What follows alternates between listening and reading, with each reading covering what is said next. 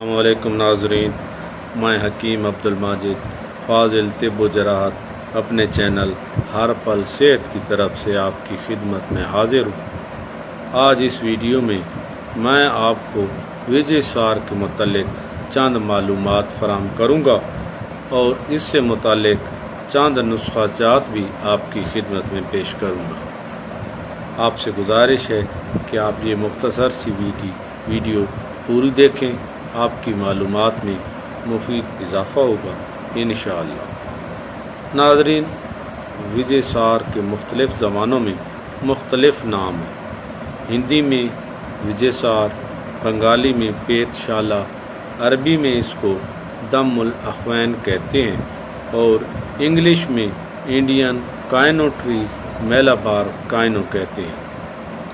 یہ درخت بلندی میں بہت زیادہ اونچا ہوتا ہے، لیکن اس کی ٹہنیاں چھوٹی چھوٹی ہوتی ہیں اور اسی وجہ سے پھل اور پھول لگنے کی وجہ سے جھکی ہوئی ہوتی ہے۔ اس کے تنے پر موجود چھال بھورے رنگ کی ہوتی ہے اور اس پر کھردری قسم کی دراڑیں ہوتی ہیں، جبکہ نرم ٹہنیوں کی چھال چکنی ہوتی ہے اور ان پر سفید رنگ کے دھبے ہوتے ہیں۔ اس کا مزاج تیسرے درجے میں سرد خشک ہوتا ہے۔ اس کی گوند کو وجے سار گوند کہتے ہیں۔ یہ گوند ان درختوں سے فروری اور مارچ کے مہینے میں حاصل کی جاتی ہے اور اس وقت اس پر پھول لگے ہوئے ہوتے ہیں۔ یہ گوند اگلتے ہوئے پانی یا ریکٹیفائڈ سپرٹ میں اچھی طرح حل ہو جاتی ہے اور اس کا رنگ سرخ ہو جاتے ہیں۔ ناظرین، اگر آپ میرے چینل پر نئے ہیں اور ابھی تک آپ نے میرے چینل ہر پل صحت کو سبسکرائب نہیں کیا تو آپ میرے چینل کو سبسکرائب کر دیں اور بیل کا آئیکن ضرور دبا دیں۔ بہت شکریہ۔ ناظرین، چونکہ اس کا مزاج سرد خشک ہوتا ہے، اس لیے یہ اسہال اور پیچش روکنے کے لیے استعمال کی جاتی ہے۔ اس کے علاوہ جریان خون کو روکنے کے لیے بھی استعمال کی جاتی ہے۔ اس لیے اس کو نفس و دم، کثرت حیض اور بواسیر خونی کو بند کرنے کے لیے استعمال کیا جاتا ہے۔ اس کا سفوف بنا کر تازہ زخموں پر چھڑکتے ہیں، جس کی وجہ سے خون آنا بند ہو جاتا ہے اور زخم بھی خشک ہو جاتا ہے۔ اگر آنکھوں میں زخم ہو تو اس کا باریک سفوف بنا کر استعمال کرنے سے کرہ چشم کو بے حد مفید ہوتا ہے۔ یہ درخت سری لنکا اور بھارت میں بکثرت پایا جاتا ہے۔ اس درخت کے پتے نیم کے پتوں کی طرح ترتیب پاتے ہیں، شکل میں گول پیپل کے پتوں کی طرح ہوتے ہیں، مگر اس سے بہت چھوٹے ہوتے ہیں۔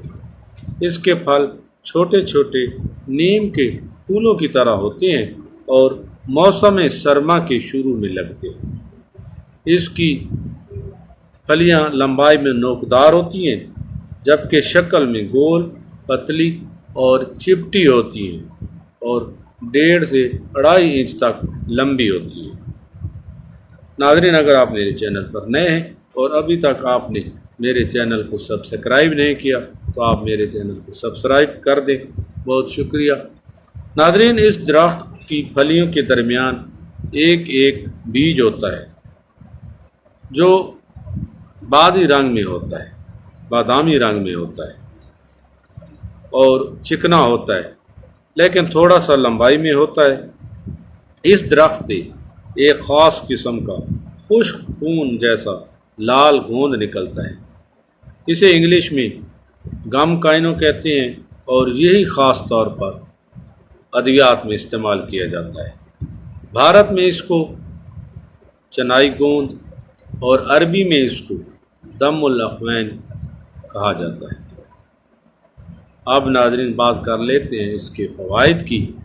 طب آیوروید میں اس کا استعمال سفید داغوں اور جلدی امراض میں بہت مفید سمجھا جاتا ہے۔ اس کے علاوہ پیٹ کے کیڑوں کو مارنے کے لیے بھی مختلف دواؤں میں ملا کر استعمال کیا جاتا ہے۔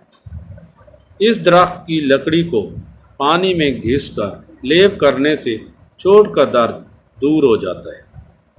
اس کے علاوہ اس کی لکڑی کے گلاس میں پانی رکھنے سے پانی خراب نہیں ہوتا۔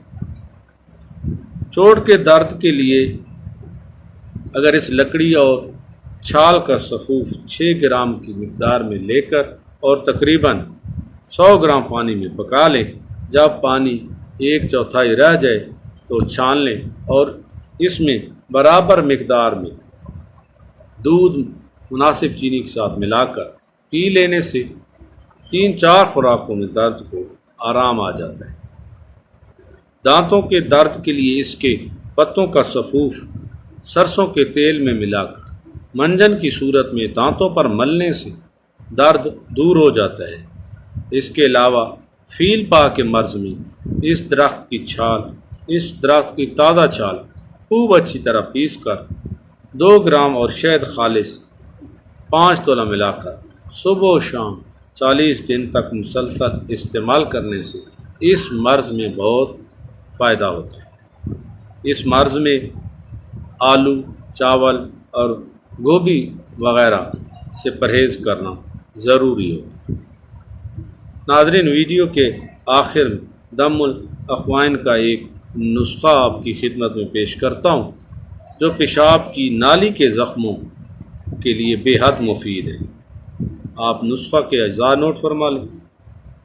دم الاخوان، انظرور، کندر سفید، سمغ عربی، شمع، عابد نشائستہ، ہر 2 ہم وزن لے لیں اور بکری کے دودھ میں اچھی طرح مکس کر لیں اور ململ کے کپڑے سے چھان کر پچکاری بھر کے پیشاب کی نالی میں پہنچا دیں۔ انشاءاللہ چند بار کرنے سے زخم مندمل ہو جائیں۔ ناظرین، یہ تھی آج کی مختصر سی ویڈیو۔ مکمل ویڈیو دیکھنے کا بہت شکریہ۔ اب اجازت دیجیے، اللہ حافظ۔